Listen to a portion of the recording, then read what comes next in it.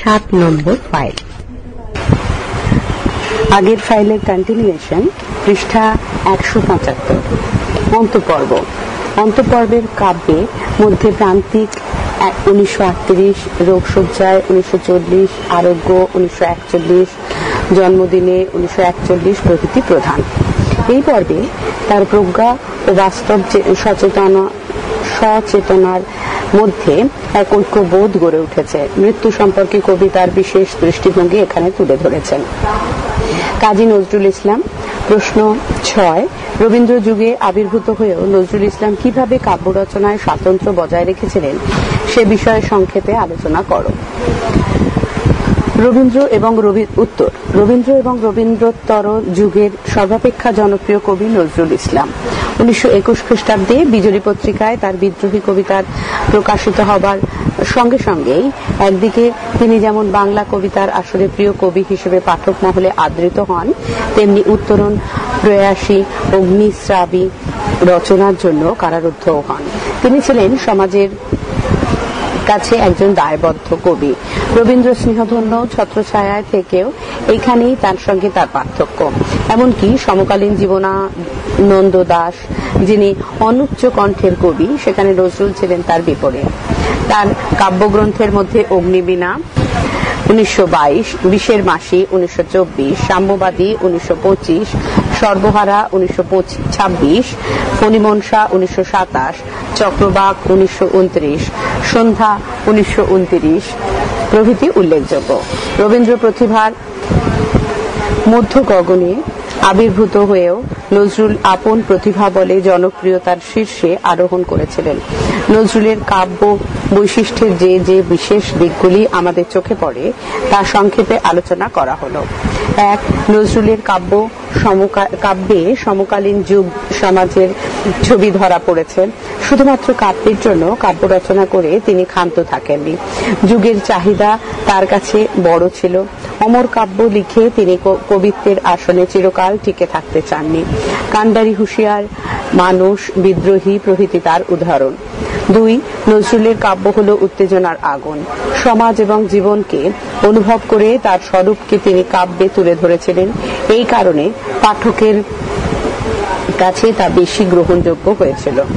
3, নজরুলই প্রথম যিনি কবিতার মধ্যে দিয়ে সোচ্চার বিপ্লব এবং বিদ্রোহের বাণী শোনালেন।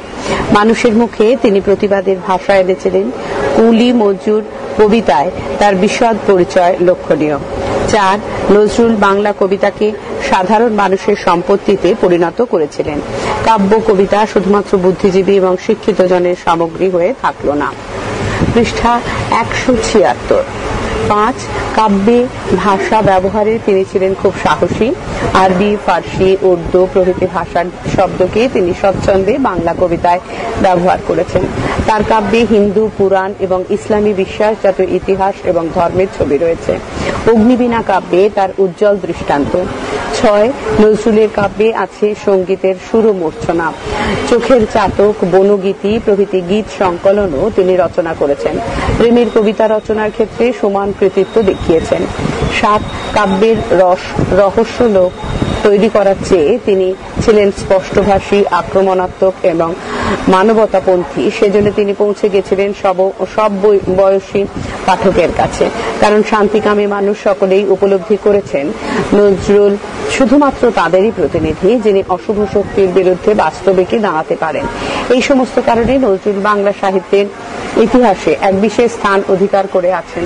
রবীন্দ্রনাথকে বরণ করে নিয়েও তিনি কাব্য রচনায় আপন পথ নির্মাণ করে দিয়েছিলেন। তিনি ছিলেন সম্পূর্ণ রবীন্দ্র প্রভাব মুক্ত। প্রশ্ন 7, নজরুল ইসলামকে রবীন্দ্রেতর কবি বলার কারণ কি? কাব্যের নাম উল্লেখ করে তার কবি প্রতিভা বিশ্লেষণ করো। উত্তর, রবীন্দ্র সাহিত্য রসে নিমজ্জিত হয়েও রবীন্দ্র প্রভাবকে বর্জন করে রবীন্দ্রনাথের জীবৎকালেই সাহিত্য সাধনায় প্রতিষ্ঠা অর্জন করেন এবং স্বতন্ত্রতার পরিচয় রেখেছেন বলে নজরুল ইসলাম রবীন্দ্রেতর কবি বিশ্লেষণে বিশেষিত হয়ে থাকেন। কাব্যের নাম অগ্নিবীণা 1922, দোলন চাপা 1923, বিষের বাঁশি 1924, ভাঙার গান 1924, ছায়ানট 1925, সাম্যবাদী 1925, পুবের হাওয়া 1926, ঝিঙে ফুল 1926, সর্বহারা 1926, ফণিমনসা 1927, সিন্ধু হিন্দোল 1927, সঞ্চিতা 1928, চক্রবাক 1929, সন্ধ্যা 1929 প্রভৃতি। কবি প্রতিভা, বহুমুখী প্রতিভার অধিকারী কাজী নজরুল ইসলাম 20 শতকে তৃতীয় দশকের বেশ খানিক সময় বাংলা সাহিত্য এবং পাঠক সমাজে বিশেষ প্রভাব বিস্তার করেছিলেন। রবীন্দ্র যুগে এই ঘটনা খুব সহজ ছিল না। প্রথাগত শিক্ষা দীক্ষার সীমাবদ্ধ পরিধিকে অতিক্রম করে নিজস্ব অন্তর্নিহিত দুরন্ত প্রাণাবেগ এবং বিষয় বৈচিত্র্যে কল্পনায় তিনি এক দশকের সময়সীমায় ধূমকেতুর মতোই অতর্কিতে আবির্ভূত হয়েছিলেন এবং বিদ্রোহের বহ্নি জ্বালিয়ে সহসা দুরারোগ্য ব্যাধির আক্রমণে নিষ্প্রভ হয়ে গিয়েছিলেন। তাঁর রচিত কবিতাসমূহকে সাধারণভাবে দুটি ভাগে ভাগ করা চলে: ক বিষয়নিষ্ঠ ও বক্তব্য প্রধান এবং খ ব্যক্তিনিষ্ঠ এবং কল্পনা প্রধান। প্রথম শ্রেণীর কবিতাগুলির মধ্যে উল্লেখযোগ্য বিদ্রোহী, ফরিয়াদ, সাম্যবাদী, অন্ধ, স্বদেশ, দেবতা, কান্ডারি, হুঁশিয়ার প্রভৃতি। এগুলির মধ্যে রাজনৈতিক চেতনা ও বিদ্রোহের বহ্নি অনুভব করা যায়। আবার দ্বিতীয় শ্রেণীভুক্ত কবিতা হিসেবে আমাদের মনে পড়ে যেতে পারে বাতায়ন পাশে, গুবাক তরুর শাড়ি, গানের আড়াল প্রভৃতি রচনাকে। এছাড়া নজরুল বেশ কিছু শিশু বিষয়ক কবিতা রচনা করেছেন, যেমন খুকি ও কাঠবিড়ালি, প্রভাতী, লিচু চোর, ঝুমকো, লতায় জোনাকি প্রভৃতি। এইসব রচনায়ও তার কবি প্রতিভার স্পর্শ অনুভব করা যায়। বহুল আরবি, ফার্সি এবং ইসলামী শব্দের ব্যবহার, ছন্দের প্রয়োগ সমসাময়িক কালের দুরন্ত প্রেক্ষাপটকে তিনি কবিতায় ব্যবহার করলেও দুঃখের কথা, কবিতার পরিণতির দিকে তার তত লক্ষ্য ছিল না। তাই তার অনেক কবিতাই কবি সমালোচক সম্পাদক বুদ্ধদেব বসুর মতে ভাবালুতায় আবিল, অনর্গল, অচেতন, বাক্যবিন্যাসের ঊর্ধ্বস্রোত। তবে বুদ্ধদেব বসু যেহেতু পাশ্চাত্য কাব্য পাঠের অভিজ্ঞতা দর্শন থেকে কবিতাকে মূল্যায়ন করেছিলেন, সেজন্য নজরুল সম্পর্কে তার অভিযোগ ঠিক নয়। সময় তা প্রমাণ করেছে। প্রশ্ন 8, বাংলা কাব্যে নজরুল ইসলামের অবদান আলোচনা করো। উত্তর: 19 শতকের শেষার্ধে জন্মগ্রহণ করে বাল্যজীবন বহু বিপর্যয় এবং স্থানান্তরের মধ্য দিয়ে অতিবাহিত করে পুঁথিগত শিক্ষায় অধিক শিক্ষিত হওয়ার সুযোগ থেকে বঞ্চিত এক কবি উত্তরকালে রবীন্দ্র প্রতিভা যখন মধ্য গগনে বিরাজমান, সে সময় নিজের প্রতিভার স্বীকৃতি আদায় করে নিয়েছিলেন। তিনি কবি কাজী নজরুল ইসলাম 1899 থেকে 1976 খ্রিস্টাব্দ। পৃষ্ঠা 177। 1921 খ্রিস্টাব্দে সাপ্তাহিক বিজলি পত্রিকায় তার বিদ্রোহী কবিতাটি প্রকাশের সঙ্গে সঙ্গে তিনি রাতারাতি প্রভূত খ্যাতি অর্জন করেন। দুরারোগ্য মস্তিষ্কজনিত ব্যাধিতে আক্রান্ত হয়ে দীর্ঘকাল বেঁচে থাকলেও উত্তরকালে তিনি আর কোনো সৃষ্টি করতে পারেননি। ফলে তার সাহিত্য জীবন খুবই সংক্ষিপ্ত। আবির্ভাবকালেই প্রচন্ড বলিষ্ঠ সোচ্চার কণ্ঠের উচ্চারণে তিনি বাংলা কবিতার শরীরে এক নতুন প্রবাহ সঞ্চারণ করেছিলেন। কবিতার ভাষার মাধ্যমে বক্তব্যের উপস্থাপনায় অন্যায় এবং অত্যাচারের বিরুদ্ধে, সামাজিক শোষণ ও পীড়নের প্রতিবাদে তিনি তার কবি প্রতিভাকে নিয়োগ করেছিলেন। তবে তার ভঙ্গি বড় অশান্ত, রুদ্র। মানুষের মাহাত্ম্যের জয়গান তার কাব্যে রণিত হয়েছিল। শুধু সামাজিক অবিচার এবং শোষণের বিরুদ্ধে নয়, বিধাতার স্বেচ্ছাচারিতার বিরুদ্ধেও তিনি উচ্চকণ্ঠ। কেননা বিধাতাই সর্বজয়ী মানব মহিমা প্রতিষ্ঠার পক্ষে সবচেয়ে বড় বাধা। অগ্নিবীণা, বিষের বাঁশি, সাম্যবাদী, সর্বহারা, ফণিমনসা, প্রলয় শিক্ষা প্রভৃতি কাব্যগ্রন্থে উগ্র স্বদেশিকতা বোধ, সাম্যবাদ ও বিদ্রোহী চেতনার জাগরণ তাকে বিদ্রোহী অভিধায় ভূষিত করে। তবে এটি নজরুলের একমাত্র পরিচয় নয়। তার কবিতার আর একটি অংশ ভাবুক, কল্পনাবিলাসী, প্রেমিক, সৌন্দর্য পিপাসু, এমনকি ভক্তিগত প্রাণ।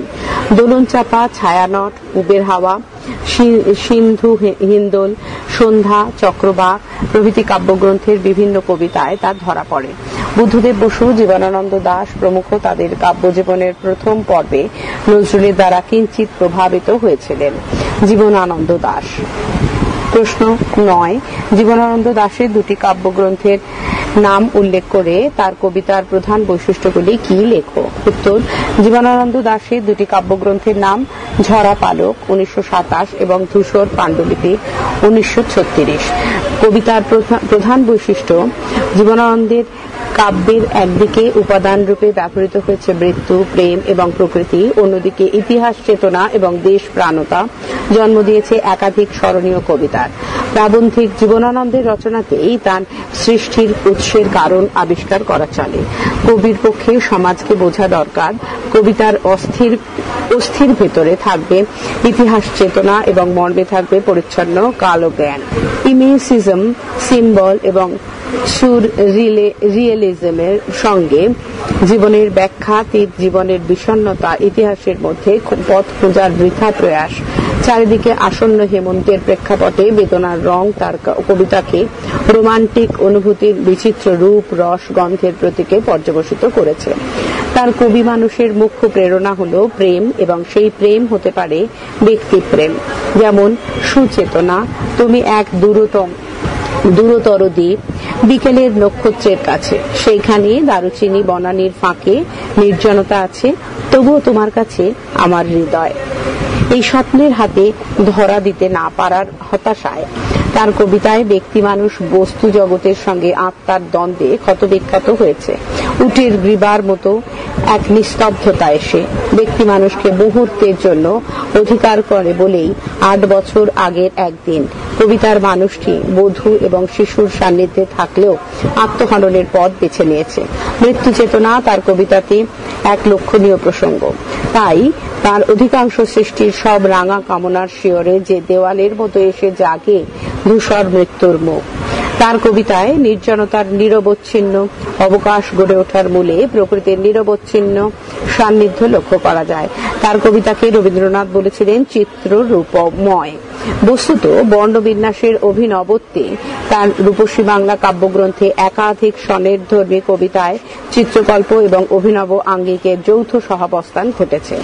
রবীন্দ্রোত্তর যুগের কবি জীবনানন্দ শুধু কাব্য বস্তুতে নয়, কাব্য নির্মিতিতেও অনন্য সাধারণ। তার কাব্য ভাষায় বাকৃতির অভিনবত্ব লক্ষণীয়। প্রাকৃত বাংলায় প্রাকৃত জনের ভাষাকেই তিনি কাব্যের ব্যবহার করেছেন। ঐশ্বর্যের ও ব্যঞ্জনা বহুল তৎসম যুক্তধ্বনির ব্যবহার এড়িয়ে তিনি সাদামাটা বাংলা শব্দ ব্যবহার করে তাদের ব্যঞ্জনার সাহায্যে অসাধারণ সব ভাষাচিত্র এঁকেছেন। যেমন, আমি চলে যাব তবু জীবন অগাধ, তোমারে রাখিবে ধরে সেই দিন পৃথিবীর পরে, আমার সকল গান তবু তোমাকে লক্ষ্য করে। প্রশ্ন 10, পৃষ্ঠা 178। প্রশ্ন 10, বাংলা কাব্যকুঞ্জে জীবনানন্দ দাশ এক নবদিগন্ত আলোচনা করো। উত্তর, রবীন্দ্রনাথের মন এবং মননপ্লাবী কাব্যমণ্ডলে বাঙালি পাঠক যখন মগ্ন, তখন নতুনতর মাত্রায় আরেক নতুন দিগন্তের সন্ধানে গত শতকের 3 দশকে যে কজন কবি বেরিয়ে পড়লেন পরিক্রমণে, তাদের অন্যতম জীবনানন্দ দাশ। 1899 থেকে 1954 খ্রিস্টাব্দ। রবীন্দ্র প্রভাব থেকে নিজেকে সম্পূর্ণ মুক্ত করে এক অনন্য কাব্য ভাষা নির্মাণ করে নিজেকে ঐতিহ্যাশ্রয়ী সব রকমের প্রভাব মুক্ত করে তুলেছেন। পরবর্তী বাংলা কবিতায় জগতের ওপর তিনি দীর্ঘস্থায়ী প্রভাব বিস্তার করতে সক্ষম হয়েছেন। স্বপ্ন রঙিনতা, অতীতচারিতা, চেতনা, নিসর্গ, সমাজ, সময়, ইতিহাস, বিষণ্ণতা, চিত্রকল্প, অস্পষ্টতা, রবীন্দ্রোত্তর পর্বে জীবনানন্দের কবিতায় এইসব বিচ্ছুরণগুলির প্রাপ্তি রবীন্দ্র নিরপেক্ষ মেজাজ এবং মেধায়। যেমন, একটি কবিতায় জ্যোৎস্নারাতে ব্যাবিলনের রানীর ঘাড়ের ওপর চিতার উজ্জ্বল চামড়ার তালের মতো জল করছিল বিশাল আকাশ, কাল এমন আশ্চর্য রাত ছিল। বোঝাই যায় রবীন্দ্র কাব্য ভাষার বহু দূরতম অবস্থানে রয়েছে এই ভাষা। এক নতুনতম বাংলা ভাষা অপরূপ চিত্রে জীবন ও প্রকৃতির গাঢ়তম ঘনিষ্ঠতায় প্রকাশ পেল জীবনানন্দের কলমে। মেঠো চাঁদ রয়েছে তাকায়ে আমার মুখের দিকে, ডাইনে আর বাঁয়ে। পুরো জমি, খড়নাড়া, মাঠের ফাটল, শিশিরের জল। সমসাময়িক কবি বুদ্ধদেব বসু, অমিয় চক্রবর্তী, বিষ্ণু দে, সুধীন্দ্রনাথ দত্তের মতো জীবনানন্দ সমসাময়িক পশ্চিমী কবিদের প্রজ্ঞা, বিলাস এবং দুর্বোধ্যতাকে ব্যবহার করেছেন তার কবিতায়। কিন্তু ধানসিঁড়ি নদী, কামরাঙা লাল মেঘ, ঝিনুকের গায়ে আলপনা, বাঁশের ছেঁদার ঘুণ, মধুকুপি ঘাস, হিজলের কান্তা পাতা, মেঠো পথ দিয়ে গরুর গাড়ি মন্থর চলে যাওয়ার দিকেও তার চোখ পড়েছে। তার কবিতায় ভাবের যেমন বহু স্তর আছে, ভাষারও বহু স্তর আছে। সেখানে বাইরের আপাত সারল্যের ভেতরেই রয়ে গেছে এক দুর্বোধ্য জটিলতা, বৈচিত্র্য, যাকে শিল্পেরই এক শর্ত বলে ভাবা যেতে পারে। সাহিত্যের অমরত্বের সূত্রগুলি তার কবিতায় ছড়িয়ে ছিটিয়ে আছে। নিয়ত দৃশ্যের জন্ম হয়, আবার সেই দৃশ্যকল্প কবিতার ভাবকল্পের সঙ্গে অঙ্গীভূত হয়ে যায়। সাজাত্যের বিনাশ, ব্যক্তিত্বের বিনাশ, মেশিন প্রতিম অধিনায়কের তথাকথিত যন্ত্র সভ্যতার দাপট, আইন, প্রতিষ্ঠান, মতবাদ বা আজকের সভ্যতার মানুষকে মানবিকতায় উত্তীর্ণ না করে তার বিনাশের কারণ হয়ে উঠেছে। এক ভবিষ্যৎ দ্রষ্টা কবির মতো জীবনানন্দ তার কবিতায় অনেক আগেই তাকে ভাষারূপ দিতে সক্ষম হয়েছেন। পৃষ্ঠা 179। প্রশ্ন 11, রবীন্দ্রোত্তর কবি হিসেবে জীবনানন্দ দাশের কাব্য চর্চার পরিচয় দাও। উত্তর, রবীন্দ্র পরবর্তী কবিদের মধ্যে শ্রেষ্ঠ কবি হিসেবে জীবনানন্দ দাশের নাম বিতর্কহীন ভাবে উচ্চারিত হয়। এক সময় বুদ্ধদেব বসু, প্রেমেন্দ্র মিত্রের কবি খ্যাতির পাশে জীবনানন্দ দাশ কিছুটা ম্রিয়মাণ ছিলেন। এই সময় কবিদের পাশে তাকে কিছুটা শান্ত, প্রকৃতি প্রেমিক, কিছুটা অস্পষ্ট কুহেলি ঘেরা, রোমান্টিক বলে মনে হয়েছিল। পরবর্তী সময়ে সাহিত্য সমালোচক এবং কাব্য ভাবকদের আলোচনা ও ব্যাখ্যায় কবির নান্দনিক মহিমা আমাদের দৃষ্টি আকর্ষণ করে। তার কাব্যের মধ্যে ঝরা পালক 1927, ধূসর পাণ্ডুলিপি 1936, বনলতা সেন 1942, মহাপৃথিবী 1944, সাতটি তারার তিমির 1948 প্রভৃতি প্রধান। জীবনানন্দ দাশের এমন কয়েকশো কবিতা আছে যা কাব্যকারে প্রকাশিত হয়নি। জীবনানন্দ দাশের কাব্য বৈশিষ্ট্য: জীবনানন্দের কবিতায় জীবনের প্রতি, মানুষের প্রতি, প্রকৃতির প্রতি একই সঙ্গে প্রেম ও ঘৃণা এবং অবহেলা সমানভাবে কাজ করেছে। তার কবিতা বাইরে থেকে কোমল বলে মনে হলেও ভেতরে ভেতরে কবি উত্তেজিত, ক্লান্তিতে ভরা। দেখা যায় তার কবিতার একদিকে আছে আত্মহননের তীব্র আগ্রহ, আর অন্যদিকে আছে বাঁচার বাসনা। তাই কবি প্রেমিকা নায়িকা বনলতা সেনের একটু সান্নিধ্য পাবার জন্য হাজার বছর ধরে পথ হাঁটতে পারেন। কবি অজস্র রঙের, সবকটা ইন্দ্রিয় উপভোগের, ইন্দ্রিয় বিপর্যয়ের চিত্র একাধিকবার অঙ্কন করেছেন। যেমন হয়তো বা হাঁস হব, কিশোরীর ঘুঙুর রহিবে লাল পায়, সারাদিন কেটে যাবে কলমির গন্ধ ভরা জলে ভেসে ভেসে। তার কবিতার হাজার বছরের গতি এবং স্তব্ধতা, অতীত ইতিহাসের রূপচিত্র এমনভাবে অঙ্কিত হয়েছে যা আমাদের কাছে সুদূর অতীতকে স্পষ্টভাবে উন্মোচিত করে। যেমন 1946-47 কবিতাটির কথা প্রসঙ্গত বলা যায়। জীবনানন্দ দাশ প্রকৃতিপ্রেমিক কবি। প্রকৃতির মাঝে তিনি জীবনকে এবং জীবনের আনন্দকে খুঁজেছেন। প্রসঙ্গত তার রূপসী বাংলা কাব্যের কবিতাগুলির কথা বলা যায়। তার কাব্য কবিতার একটি উল্লেখযোগ্য দিক হল মৃত্যু চেতনা। জীবন সম্পর্কে তার গভীর উপলব্ধির কথা একাধিক কবিতায় ধরা পড়েছে। যেমন রূপসী বাংলা, 8 বছর আগের একদিন, পাখিরা প্রভৃতি কবিতার মৃত্যু চেতনার দিকটি বিশেষভাবে সক্রিয়। জীবনানন্দ দাশ তার কবিতায় জীবন এবং প্রকৃতির ছোট ছোট যেসব চিত্র অঙ্কন করেছেন তা বেশ জীবন্ত। যেমন বাংলার মুখ আমি দেখিয়াছি, বনলতা সেন প্রভৃতি কবিতার কথা বলা যায়। তাই জীবনানন্দ দাশ রবীন্দ্র পরবর্তী কবিদের মধ্যে শ্রেষ্ঠ কবি। পরবর্তী ধারা: সুধীন্দ্রনাথ দত্ত। প্রশ্ন 12, সুধীন্দ্রনাথ দত্তের কবি প্রতিভার পরিচয় দাও। উত্তর, সম্ভবত আধুনিক কবিদের মধ্যে পাঠক সমাজে সুধীন্দ্রনাথ দত্ত আজও স্বল্প পাঠিত হয়। রবীন্দ্র সান্নিধ্য লাভের কারণে অত্যন্ত স্বাভাবিকভাবেই সুধীন্দ্রনাথ তার প্রথম কাব্যগ্রন্থ তন্নি 1930 খ্রিস্টাব্দতে সমকালীন অপর আধুনিক কবিদের মতোই রবীন্দ্রনাথ দ্বারা প্রভাবান্বিত ছিলেন।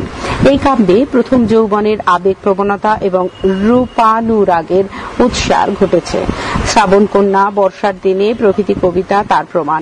তখনও পর্যন্ত তার স্বভাবজ যুক্তাক্ষর বহুল তৎসম শব্দের গাঢ় গাম্ভীর্য ও উদ্ধত মহিমা কবিতায় দেখা যায় না। পরবর্তী অর্কেস্ট্রা 1935 কাব্য থেকেই তার স্বকীয়তার প্রকাশ লক্ষ্য করা যায়। এই কাব্যে তিনি রবীন্দ্রনাথের একাধিক পংক্তিকে মৌলিকত্ব অক্ষুণ্ণ রেখে জ্ঞানে অজ্ঞানে ব্যবহার করেছেন। যেমন, যদিও সন্ধ্যা আসিছে মন্দ মন্থরে, সব সঙ্গীত গেছে ইঙ্গিতে থামিয়া, রবীন্দ্রনাথ, পৃষ্ঠা 180। আর সন্ধ্যার রাগ ছিন্ন মেঘের অন্তরে, অঙ্গার বসি প্রেম লোকে করে পূর্ণ, সুধীন্দ্রনাথ। ক্রন্দসী 1937 কাব্যের অনেক কবিতা অর্কেস্ট্রার সমকালে রচিত হলেও পার্থক্যে প্রায় বিপরীত। অর্কেস্ট্রায় আছে ক্ষণস্থায়ী প্রেমের চিরকালীন আরতি, ক্রন্দসীতে আছে রূঢ় নিষ্ঠুর হিংস্র উন্মত্ত পৃথিবীর প্রতি কবির দৃষ্টিক্ষেপ। এখানে দেখা যায় কখনো নিষ্ফল স্বপ্ন, কখনো মর্মবিদারী হতাশা, আবার কখনো অসহ্য প্রতিবাদের ভঙ্গিমা। উত্তর ফাল্গুনী 1940 কাব্যটি মূলত যৌবনগত প্রেমের আরতি। সংবর্ত 1953 কাব্যটি দ্বিতীয় মহাযুদ্ধের প্রেক্ষাপটে রচিত। পৃথিবীতে রাষ্ট্রগুলির মধ্যে স্বার্থপরতা, সুবিধাবাদ, ক্ষমতা, দম্ভের প্রকাশ দেখে সুধীন্দ্রনাথের প্রতিবাদী কলম লিখেছে। অনুবিদারণে শত সহস্র মানুষ হত ব্যক্ত অভিব্যক্তিবাদের ফাঁকি। এই কাব্যের ভাষার ব্যবহারে কবি বিস্ময়কর পরীক্ষা নিরীক্ষা করেছেন। দশমী 1956 কাব্যের 10টি কবিতায় কবি অনুভব করেছেন বিরূপ বিশ্বে মানুষ নিয়ত একাকী। সুধীন্দ্রনাথের কাব্যের গঠন রীতি ধ্রুপদী। গদ্যছন্দে কবিতা রচনায় তিনি উৎসাহ বোধ করেননি। শুধু অপ্রচলিত শব্দই তিনি ব্যবহার করেননি, প্রয়োজন সাপেক্ষে নতুন শব্দ গঠন করেছেন।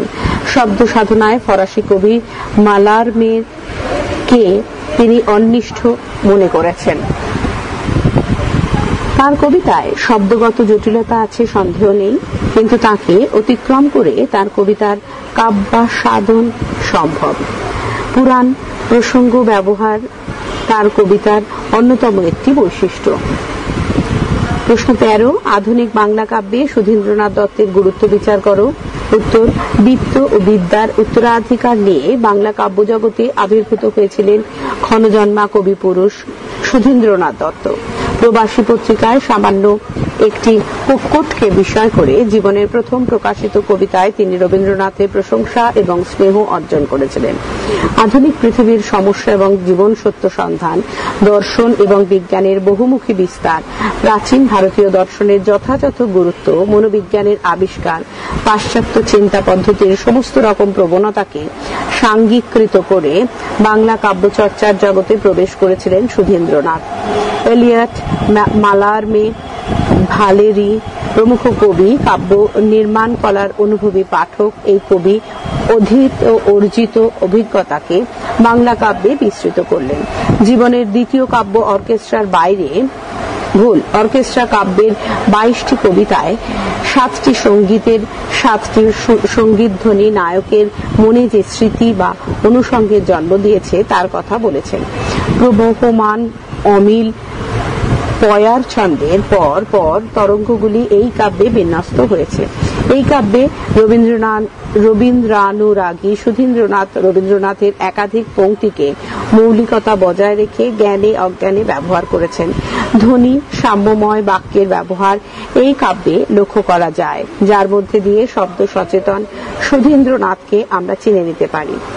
পরবর্তী কাব্য উত্তর ফাল্গুনীতেও আছে সুধীন্দ্রীয় ভাষা রীতির কারুকার্য, ধ্রুপদী রীতির ঔজ্জ্বল্য, যেমন স্মৃতির মিশর বীজ মন্বন্তরে যথারীতি মজে। আবার সংবর্ত কাব্যে মত্ত ক্ষমতা প্রবল দম্ভের বিরুদ্ধে কবির প্রতিবাদী কণ্ঠস্বর আমরা শুনতে পাই। রুশের রহস্যে লুপ্ত লেনিনের মমি, হাতুড়ি বিস্পৃষ্ট ট্রটস্কি, হিটলারের শরীর স্টালিন, মৃত স্পেন, ধ্রিয়মান চীন, কবন্ধ ফরাসি দেশ, ধ্রুপদী গঠন রীতি, ব্যঞ্জনাধর্মী প্রতীকী কাব্যাদর্শ, শব্দের অর্থময়তা বিষয়ে সচেতনতা, জীবনের নেতিবাচক দৃষ্টিভঙ্গি, দৈনন্দিন জীবনের বাকরীতি থেকে ভিন্নধর্মী বাকরীতির ব্যবহার তার রচিত কাব্যদেহকে কঠিন কঠোর ভাস্কর্যের রূপ দান করেছে। ভাব ও রূপকল্পের দিক থেকে সুধীন্দ্রনাথ বাংলা কাব্যজগতে এক স্বতন্ত্র আস্বাদনের প্রবর্তন করলেন, সন্দেহ নেই। সুভাষ মুখোপাধ্যায়। প্রশ্ন 14, রবীন্দ্রোত্তর কবি হিসেবে সুভাষ মুখোপাধ্যায়ের কাব্যচর্চার পরিচয় দাও। উত্তর, ছাত্রজীবন থেকে সক্রিয় রাজনীতির সঙ্গে সংযোগ জীবনকে অন্যভাবে অনুভব করার প্রেরণা জুগিয়েছিল। যে কবিকে তিনি সুভাষ মুখোপাধ্যায়। তার কাব্যচর্চাকে তিনি 3 শ্রেণীতে বিন্যস্ত করে চলেন। তার কাব্যচর্চাকে 3 শ্রেণীতে বিন্যস্ত করা চলে: কাব্য, অনুবাদ কাব্য এবং ছড়া। তার সৃষ্টি সম্ভারের মধ্যে উল্লেখ্য কাব্য পদাতিক 1940, অগ্নিকোণ 1948, চিরকুট 1950, ফুল ফুটুক 1957, যত দূরেই যাই 1962, কাল মধুমাস 1966, এই ভাই 1971, ছেলে গেছে বনে 1972, একটু পা চালিয়ে ভাই 1979, জল সইতে 1981, পৃষ্ঠা 181, চই চই চই চই 1983, বাঘ ডেকেছিল 1985, জারি কাগজের নৌকা 1989, ধর্মের কল 1991, নতুন কবিতার বই 2008, অনুবাদ কাব্য নাজিম হিকমতের কবিতা 1952, দিন আসবে 1376 বঙ্গাব্দ, পাবলো নেরুদার কবিতাগুচ্ছ 1380 বঙ্গাব্দ, গুলঝাস সুলেমেনভ এর রোগা ইগল 1381 বঙ্গাব্দ, নাজিম হিকমতের আরো কবিতা 1386 বঙ্গাব্দ, পাবলো নেরুদার আরো কবিতা 1387 বঙ্গাব্দ, হাফিজের কবিতা 1984, চর্যাপদ 1986, অমরুস্তক 1988, ছড়া মিউ এর জন্য ছড়ানো ছিটানো 1980। 21 বছর বয়সে প্রকাশিত প্রথম কাব্যগ্রন্থ পদাতিক কাব্যটির সমালোচনায় বুদ্ধদেব বসু লিখেছিলেন, সুভাষ বোধহয় প্রথম বাঙালি কবি যিনি প্রেমের কবিতা লিখে কাব্যজীবন আরম্ভ করলেন না, এমনকি প্রকৃতি বিষয়ক কোনো কবিতাও লিখলেন না। এই স্বাতন্ত্র্যের প্রমাণ হিসেবে একটি কবিতার কিয়দংশ উদ্ধার করা যেতে পারে। পদক্ষেপ কেবলই চঞ্চল, গ্রামে গঞ্জে শহরে বাজারে দুর্জয় সংকল্প নেয় হাজারে হাজারে। পরবর্তীকালে কবির কাব্যে রাজনৈতিক চেতনার পরিবর্তে কবি ভাবনা প্রাধান্য পেয়ে থাকে। 6টি মাত্র কবিতায় গ্রথিত ক্ষুদ্রকায় অগ্নিকোণ কাব্যগ্রন্থে কবির রাজনৈতিক চেতনার চূড়ান্ত উত্তরণ। এখানে কবি দক্ষিণ পূর্ব এশিয়ার মুক্তিযুদ্ধের সংবাদে উদ্বেলিত লক্ষ লক্ষ হাতে অন্ধকারকে দুটুকরো করে অগ্নিকোণের মানুষ সূর্যকে ছেড়ে আনে। আবার ফুল ফুটুক নামকরণের মধ্যেই আছে কবির দিক পরিবর্তনের আভাস। পরিণতির সুর স্পষ্ট আবেগের উঁচু পর্দায় কবিতার সুরে পাঠককে ডাকার রীতির পরিবর্জনে। এই সময় পর্বে নাজিম হিকমতের কবিতা অনুবাদ পর্বে নিয়োজিত হয়ে সুভাষ উপলব্ধি করেন সেই শিল্পই খাঁটি শিল্প, যার দর্শনে জীবন প্রতিফলিত।